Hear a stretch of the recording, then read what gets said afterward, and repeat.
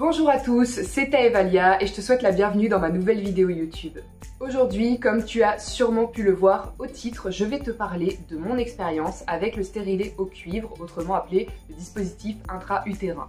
Pourquoi cette vidéo? Eh bien, j'ai tout simplement décidé de te partager mon expérience parce que je sais que beaucoup de personnes recherchent des informations précises sur un changement de contraception. C'est quand même une grande décision à prendre. Ça a été ma décision il y a 3 mois. Donc, je me dois de te parler en toute transparence de toutes les infos que je peux posséder et de mon expérience personnelle, de te faire mon retour sur cette contraception. Tout d'abord, qu'est-ce que le stérilet au cuivre? Pour les personnes les plus jeunes ou les personnes qui ne sont tout simplement pas informées sur ce moyen de contraception, qu'est-ce que c'est? C'est un tout petit dispositif qui se place dans l'utérus, qui est généralement placé par ton gynécologue ou une sage-femme. Donc le stérilet au cuivre, contrairement au stérilet hormonal comme son nom l'indique, ne contient et ne libère pas d'hormones. C'est grâce au cuivre en fait que ça va avoir une action spermicide, donc l'action de tuer les spermatozoïdes. Ça dépend des stérilets, mais en général l'efficacité a une durée de 5 à 10 ans, donc ça fait un bon moment où tu es quand même tranquille sans y penser. Personnellement, pourquoi avoir choisi le stérilet au cuivre? Alors ça a été une décision qui s'est quand même prise sur le long terme, hein. Ça ne s'est pas fait du jour au lendemain. D'ailleurs, je vous déconseille de changer de contraception sur un coup de tête, c'est une très mauvaise idée.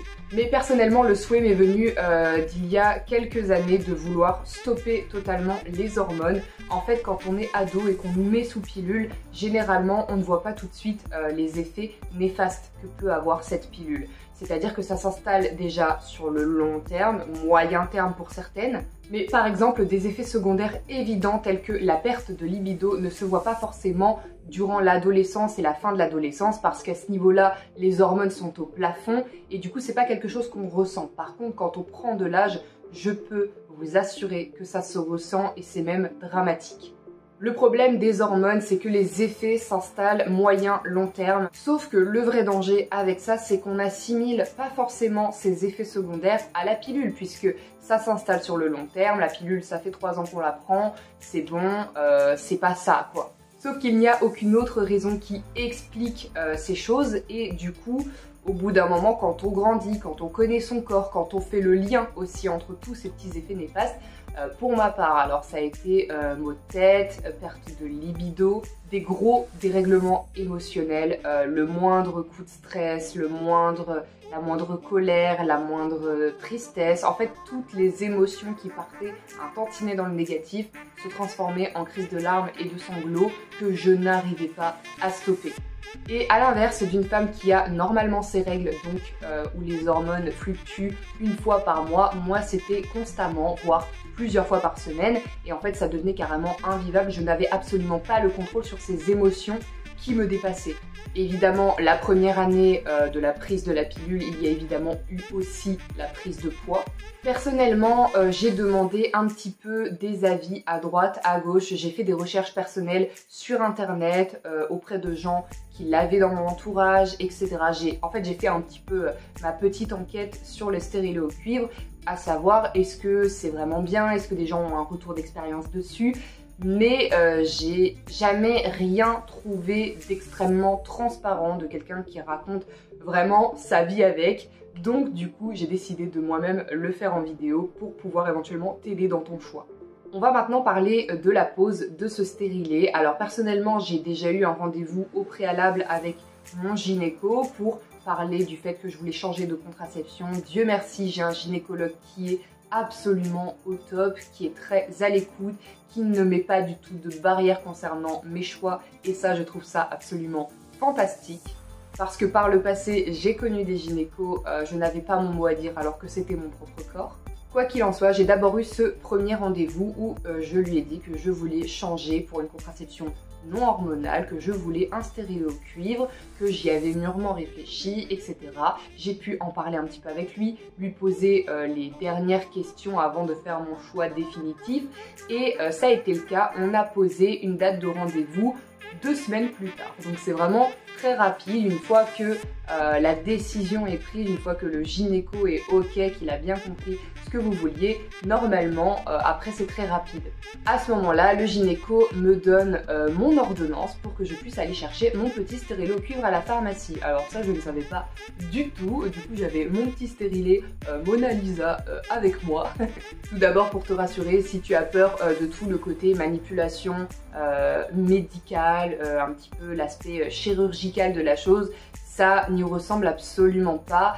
Si tu as déjà fait un frottis, et bah ça se passe approximativement de la même manière. Voilà, il n'y a vraiment pas à appréhender. D'ailleurs, petit mot là-dessus, petite parenthèse, il ne faut pas appréhender. Si c'est un choix que tu as décidé de faire, si c'est quelque chose que tu penses bénéfique pour toi, arrêter les hormones, ne plus avoir à te soucier d'oublier la pilule, oui parce que ça je l'ai pas dit mais c'est pareil, la pilule c'est une vraie plaie, surtout quand elle est microdosée. À partir de plus d'1 heure de retard, c'est déjà considéré comme un oubli, donc contraception locale pendant 1 semaine. Bref, il y a tellement d'inconvénients en fait que bon, il y en a tellement pour les citer. Mais du coup voilà, en ce qui concerne la préparation psychologique et physique, alors physique, il n'y en a pas tellement eu, par contre psychologique, j'y allais vraiment dans un état d'esprit optimiste, dans le sens où je me suis dit, ça fait 8 ans que je suis sous pilule continue, c'est-à-dire que ça fait 8 ans que je n'avais plus mes règles. Très important de le préciser aussi, j'étais sous pilule continue depuis mes 16 ans. De mes 16 jusqu'à mes 24 ans, je suis restée enfermée dans les hormones sans avoir une seule fois mes règles. Donc autant vous dire que c'était mort là-dedans.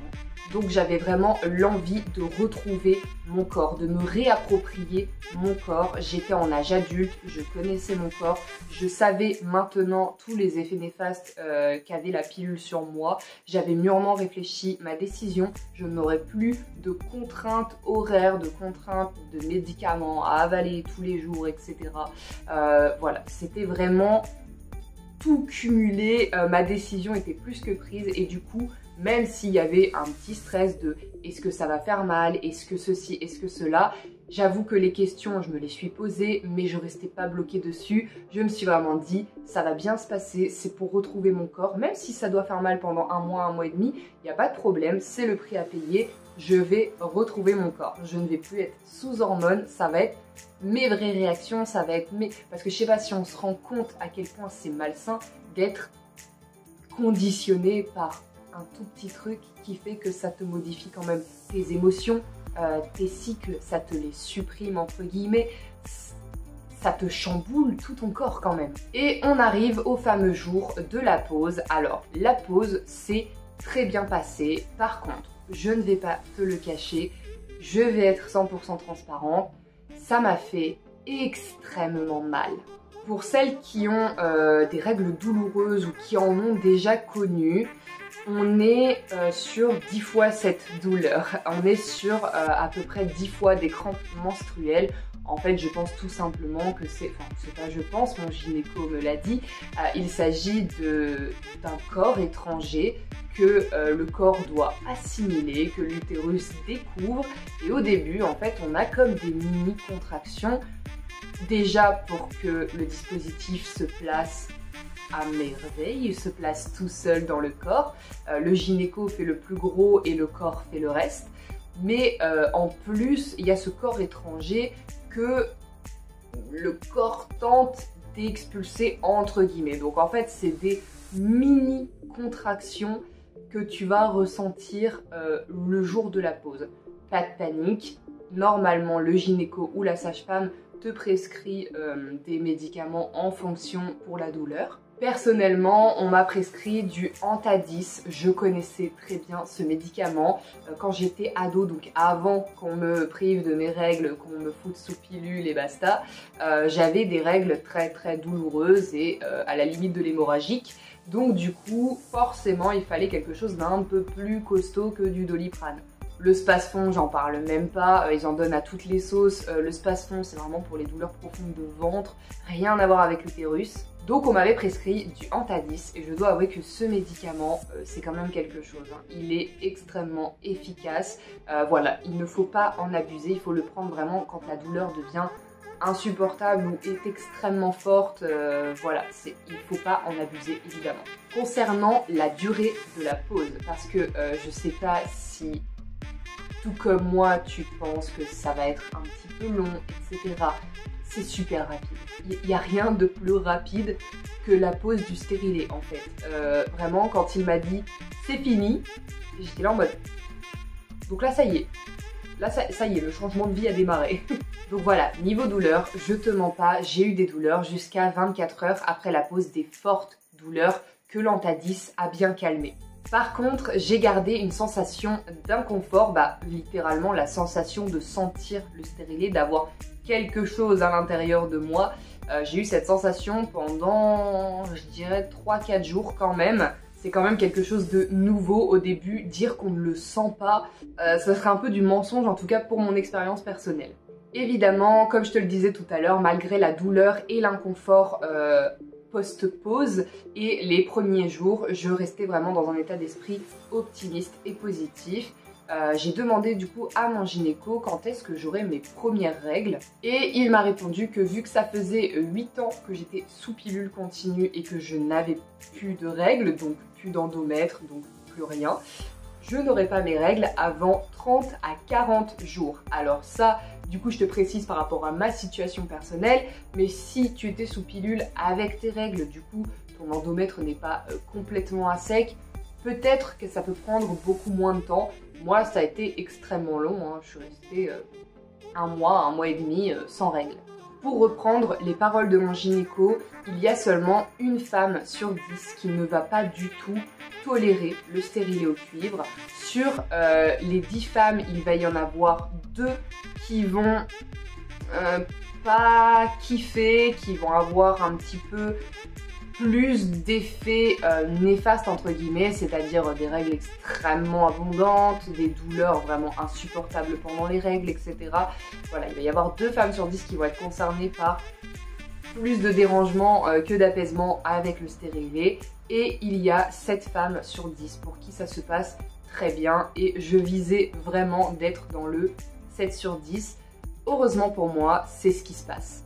Il est maintenant temps de te faire mon bilan après 3 mois de pause du stérilet au cuivre. Évidemment, je parle toujours à titre personnel, mais je te donne toutes les infos que je peux. Et d'ailleurs, si tu as des questions supplémentaires, des choses que j'aurais pu oublier de te dire ou de te parler, n'hésite pas à me le demander dans les commentaires.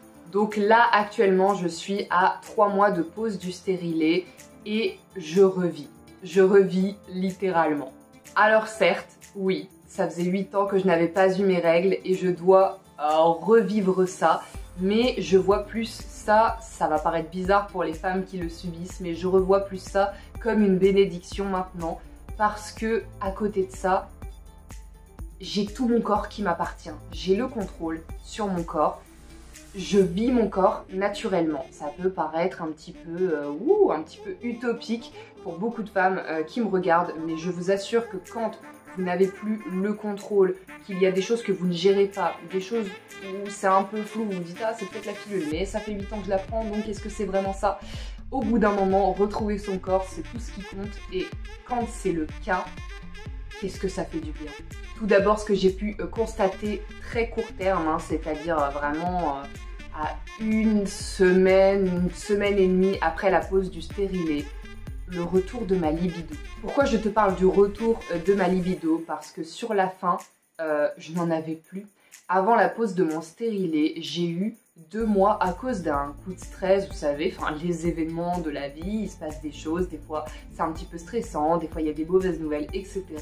Et à cause d'un coup de stress, j'ai évidemment plus eu envie, puisque la pilule faisait déjà en sorte que je n'ai quasiment pas envie en fait, et forcément quand il y a un coup de stress, des problèmes, etc., c'est le dernier truc auquel on pense, donc on est tombé dans le négatif, et le problème c'est que ce n'est jamais remonté.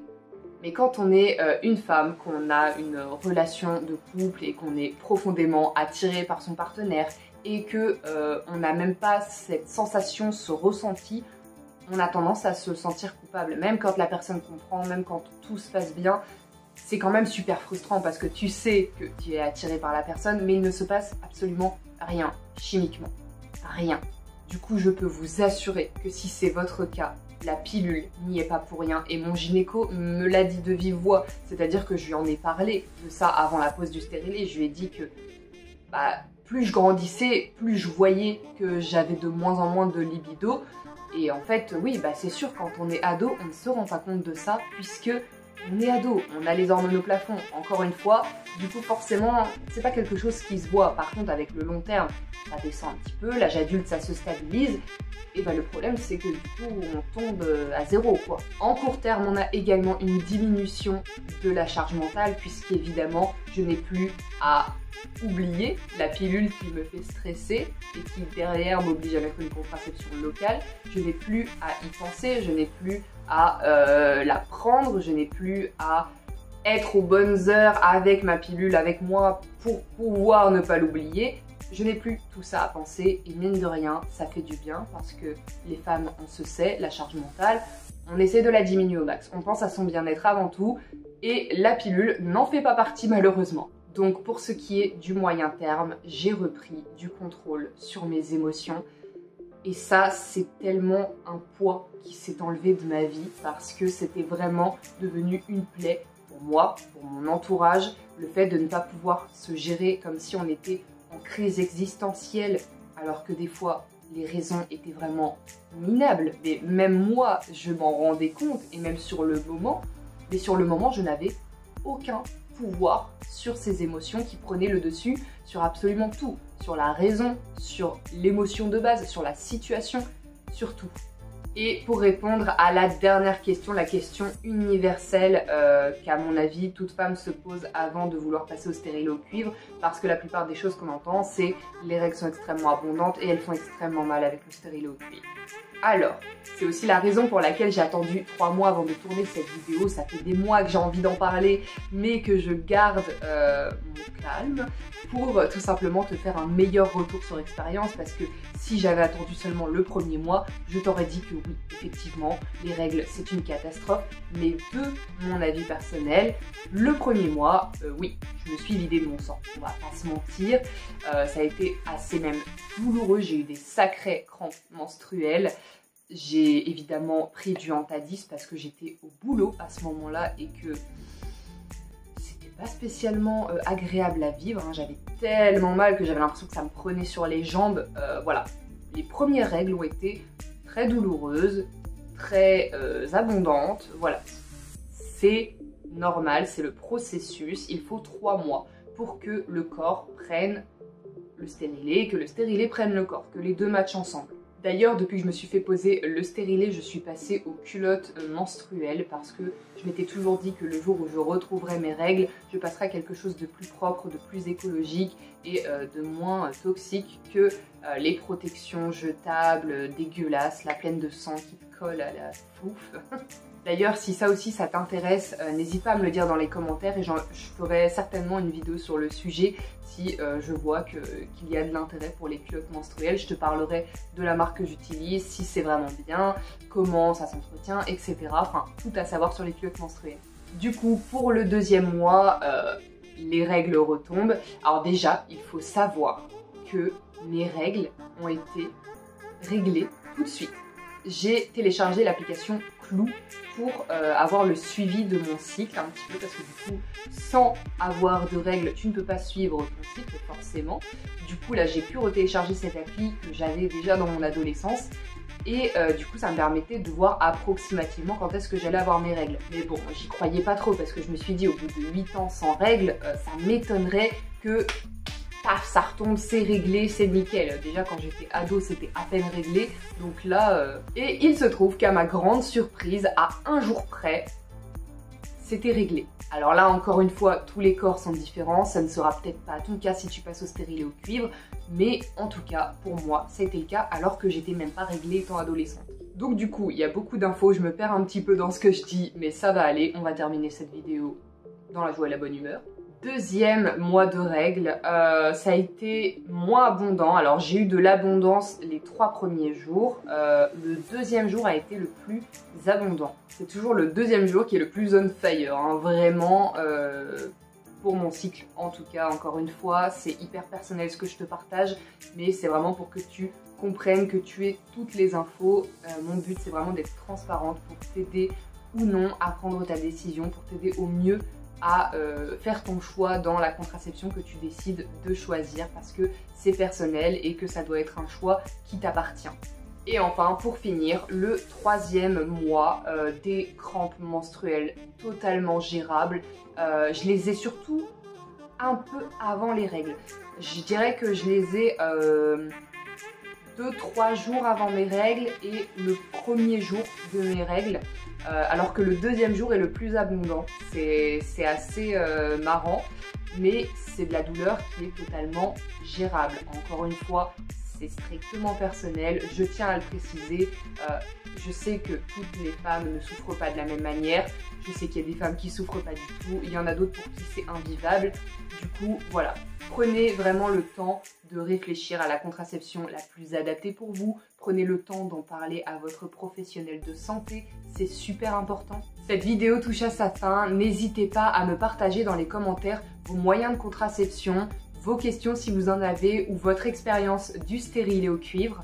Si la vidéo t'a plu, n'hésite pas à me le faire savoir au travers d'un pouce vers le haut et n'hésite pas à t'abonner à ma chaîne YouTube et à mes différents réseaux sociaux que je te mets dans la barre de description. Tu peux évidemment partager cette vidéo à des femmes qui sont en recherche d'une contraception ou qui voulaient en savoir plus sur le stérilet au cuivre. Merci d'avoir regardé cette vidéo jusqu'au bout, je te fais plein de bisous. En attendant la prochaine, n'oublie pas que tu es la personne la plus belle de ta vie.